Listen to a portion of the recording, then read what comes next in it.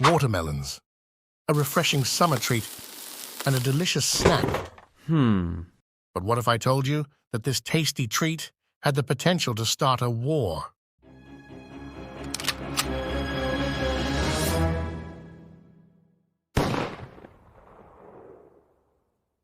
Throughout the 19th century, America had been expanding, following events such as the Mexican-American War and Manifest Destiny. But since it was difficult to go from the East Coast to the West Coast due to the danger of crossing the Midwestern and Western regions of the United States, America had a genius idea. The idea was simple. Take a boat from the East Coast to the thinnest point of Panama, take a train across, then take another boat to the West Coast. It was foolproof. Only problem is, it's kind of difficult to go into a foreign country and construct a railroad. However, the United States and New Granada came to an agreement known as the Mallarino-Bidlack Treaty. This treaty gave America the right to construct a railroad across the Isthmus of Panama, where in return, the U.S. military guaranteed the neutrality of Panama. So the U.S. put their hard hat on and started construction of the Panama Railway. Construction finished in 1855, and on April 15, 1856, a group of Americans were dropped off on the Atlantic coast of Panama and took the train. During the long ride, the passengers did the only reasonable thing: get absolutely hammered. When they arrived at Panama City, there was a problem.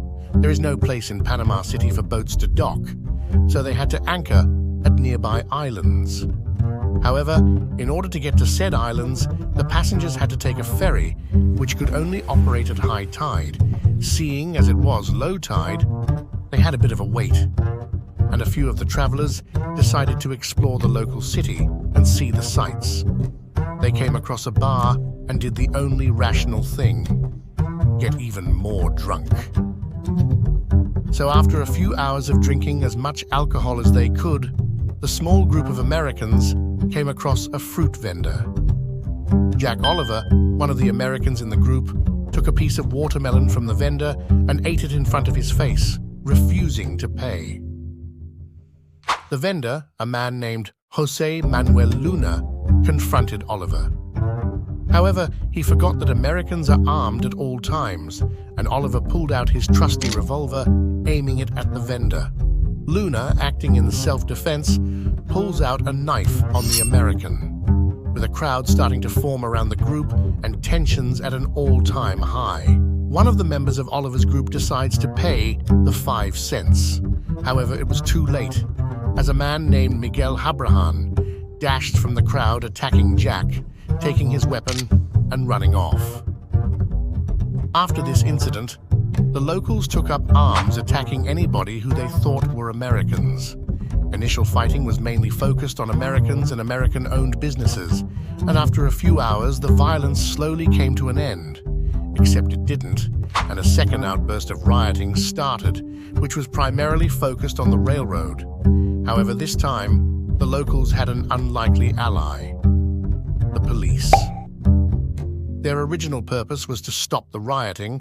However, a stray bullet hit one of the policemen, and they joined in on the riot, leading to more death and destruction. A telegraph operator at the station sent out a telegraph asking for help. And sure enough, a train arrived with a group of armed railway agents led by Randolph the Hangman Runnels. Runnels was revered in the community for his contributions and service in the Isthmian Guard. Runnels exited the train with his group of agents and told the rioters to put down their weapons. He was so respected in the area that the locals dropped their weapons and fled the scene, ending the riot. As the riot came to an end, 17 people were killed: 2 Panamanians and 15 Americans. Investigations were launched by both countries in order to figure out the true cause of the riot, and New Granada paid $500,000 in reparations.